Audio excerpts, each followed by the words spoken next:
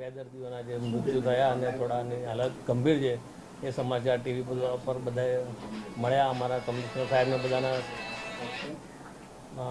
News અમને મળ્યા. અમારી ટીમ ત્યાં પહોંચી છે અને ત્યાં સ્થળ પર પહોંચીને બધી વિગતો મેળવી રહી છે, કેટલા દર્દીઓ છે અને અત્યારે કેટલાની હાલત ગંભીર છે. અને અમારી કાર્ડિયોલોજીની ટીમ પણ યુએન મહેતામાંથી ત્યાં પહોંચી રહી છે.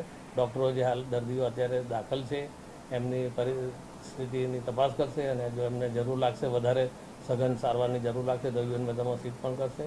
અને આ સમગ્ર બનાવ દર્દીઓની મેડિકલ રેકોર્ડ્સ વગેરે ચકાસણી કરીને કેટલાને ખરેખર જરૂર હતી એન્જિયોગ્રાફી, એન્જિયોપ્લાસ્ટીની, એ બધું રેકોર્ડ અમે ત્યાંથી મેળવી અને પછી એક સોલા હોસ્પિટલના તજજ્ઞ, યુએન મહેતાના ડૉક્ટર્સ વગેરે પીએમજેની ટીમના નેતૃત્વ નીચે તપાસ કરીને રિપોર્ટ કમિશનર સાહેબને સુપ્રત કરશે. પ્રોસેસ શું હોય છે કે આ પ્રકારની હોસ્પિટલ કોઈ ગામમાં કે કોઈ વિસ્તારની અંદર પીએમજેવાયના નામે આ પ્રકારનો કેમ્પ કરી શકે? પીએમજેના નામે કેમ્પ નથી હોતા. પીએમજેના નામે લોગિન થતા હોય છે કે ભાઈ દર્દીઓ પાસે પીએમજે કાર્ડ હોય તો એમને પીએમજેના લોગિન એમને સરળ પડે, એટલે દર્દીઓને કોઈ ખર્ચો ન થાય. એટલે દર્દીઓને એ બાને કે ભાઈ તમને તમારી તપાસ થઈ જશે, તમારો કોઈ ખર્ચો નહીં થાય, એ લોકો લાવવા લઈ જવાની આવી વ્યવસ્થા એમણે જાતે ઊભી કરી. પીએમજેનું કોઈ જગ્યાએ નામ કે મંજૂરી કોઈ અમે આપવાની હોતી જ નથી.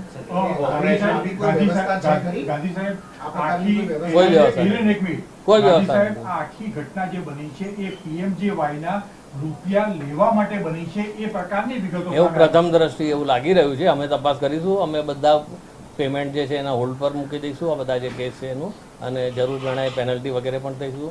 અને ઘણી બધી હોસ્પિટલો સામે અમે જે જરૂરી લાગે છે ત્યાં અમે સસ્પેન્શનના પગલાં પણ લીધા છે ડૉક્ટર વિરુદ્ધ અથવા તો હોસ્પિટલ વિરુદ્ધ.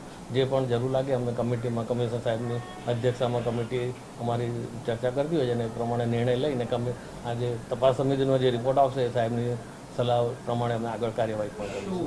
શું પગલાઓ થતા હોય સામાન્ય રીતે આ પ્રકારે? અમે અનઇન્ડિકેટેડ હોય પેનલ્ટી પણ લેતા આવીએ છીએ, પ્લસ અને થિકલ પ્રેક્ટિસ હોય જે ભૂતકાળમાં એવું જે જોવા મળ્યું છે ઘણા, તો એ પણ સસ્પેન્શન સુધીની કાર્યવાહી પણ થતી હોય છે. એ ડૉક્ટરોને અમે પીએમજેમાં અન્ય કોઈ જગ્યાએ પણ પ્રેક્ટિસ ના કરી શકે એવી પણ અમે સૂચના બધાને આપતા આવીએ છીએ. એટલે પીએમજેમાં કોઈ પણ હોસ્પિટલમાં એ લોકો ભવિષ્યમાં ક્યાંય એમ પેનલ ના થઈ શકે એવી કાર્યવાહી પણ જરૂર પડે કરતા આવે. 2022માં આ જ હોસ્પિટલમાં સાણંદના તેલાવ ગામના એક વ્યક્તિનું મૃત્યુ થયું હતું. એના પછી પગલાં કઈ લીધા હતા? કારણ કે 2022નું અત્યારે કોઈ યાદ નથી અમારી પાસે. યાદ નથી એટલે તમે સાહેબ એક મૃત્યુ થયું છે એક વ્યક્તિ પીએમજેવાયના કેસમાં જ થયું. તે વખતે પણ સરકારે પગલાં લીધા હતા, તો ફરીથી આ જગ્યા ચાલુ થઈ. 2022નો કેસ મારે જોવો પડશે. અત્યારે મારી પાસે મને માહિતી નથી. હું હમણાં જ આવેલો છું, અહીંયા 2024માં આવેલો છું. એટલે 2022નો ડેટા હું જોઈને તમને જ્યારે ઈચ્છા હશે ત્યારે હું તમને માહિતી આપી શકીશ. બેસિકલી પ્રોસેસ જે લોકો લઈ ગયા હતા કેમ્પ કરવા માટે, કોઈ જોગવાઈ છે ખરી? પીએમજેના નામે કોઈ જોગવાઈ નથી હોતી. ઇન જનરલ પણ કોઈ ના. અને અમે હવે એક સર્ક્યુલર કરીને બધી હોસ્પિટલોને જાણ કરી દઈશું કે પીએમજેના નામે કોઈ કેમ્પિંગ કાર્યવાહી ના કરવામાં આવે અને લાભાર્થીઓને ખોટી કોઈ રીતની ગેરદોરવણી ના થાય અને પીએમજેના લોગિનથી કામ તમારું ફ્રી ઓફ ચાર્જ થઈ જશે એવી જાહેરાતો કરીને આવી કોઈ કાર્યવાહી કોઈ હોસ્પિટલ ના કરે એવી સૂચના અમે બધી હોસ્પિટલોને આપવાની. 100% પગલાં લેવાશે. સસ્પેન્શન જરૂરી લાગે તો અમે લેતા આવીએ છીએ. એ જે સ્પેશિયાલિટીની સારવાર હોય એ સ્પેશિયાલિટીની સારવાર 3 થી 6 મહિના કે 1 વર્ષ માટે પણ અમે બંધ કરતા આવીએ છીએ. Okay okay.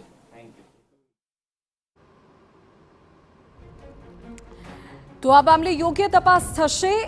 પીએમજેએવાય યોજના હેઠળ કોઈ પણ પ્રકારના કેમ્પ થઈ શકતા નથી તેવું પીએમજેએવાયના અધિકારીનું કહેવું છે. ત્યાં સુધી તેમનું કહેવું છે કે નાણાકીય ટ્રાન્ઝેક્શન અથવા તો પેમેન્ટને પણ અટકાવી દેવામાં આવશે. જરૂર લાગે સસ્પેન્શન સુધીની કાર્યવાહી કરવામાં આવશે.